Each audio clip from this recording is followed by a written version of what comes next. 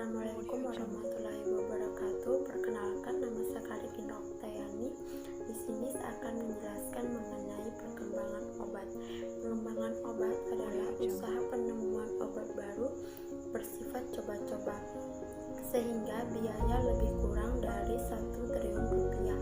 Perlu dipahami mengingat dari 800 sampai 10.000 senyawa baru yang disintesis atau yang didapat dari sumber alam.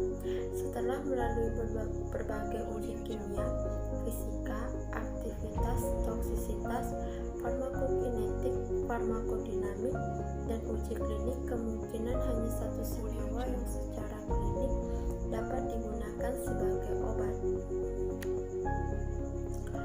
Rancangan obat rasional. Rancangan obat rasional adalah suatu rancangan untuk menemukan obat baru secara logis dan dapat dijabarkan secara teoritis. Pada kenyataannya, tidak mungkin membuat suatu rancangan obat dengan logika dan teoritis murni, karena banyaknya faktor-faktor yang dapat mempengaruhi aktivitas dan selektivitas obat. Metode yang digunakan dalam rancangan obat rasional antara lain adalah komputer dengan parameter kimia, fisika terlibat dalam aktivitas obat, hubungan kualitatif struktur aktivitas, dan model kimia kuantum atau perhitungan orbital molekul.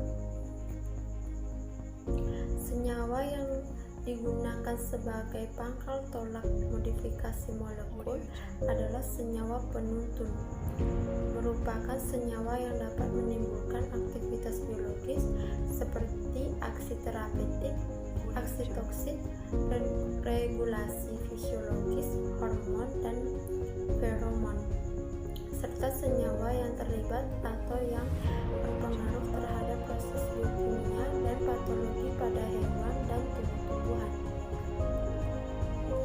Pengubahan spektrum aktivitas contohnya itu mengubah senyawa agonis menjadi antagonis spesifik, memisahkan komponen utama dari spektrum aktivitas ke dalam molekul, kombinasi aktivitas dari obat yang berbeda, memperkecil efek samping obat, selektivitas terhadap spesies atau organ tertentu.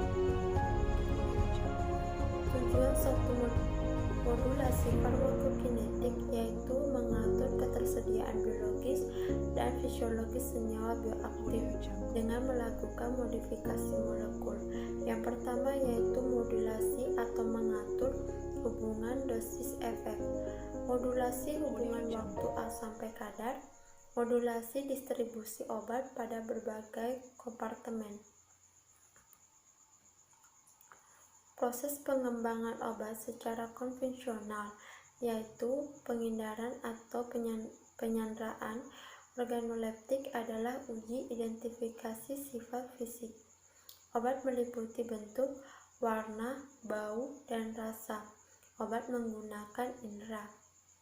Uji organoleptik merupakan pengamatan sifat fisik obat secara langsung, dan hasil pengamatannya merupakan informasi awal yang berguna untuk analisis selanjutnya.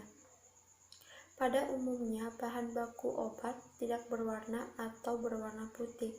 Oleh karena itu, adanya pewarnaan lain dari bahan dapat menjadi titik awal untuk identifikasi lanjutan.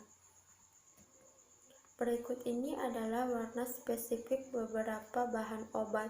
Yang pertama yaitu dipiridamol, berwarna kuning, etakridin kuning, etaferin kuning terang, madadion kuning terang, niklosamida kuning terang, nitrazepam kuning muda, riboflavin kuning sampai kuning jingga, tetrasiklin kuning.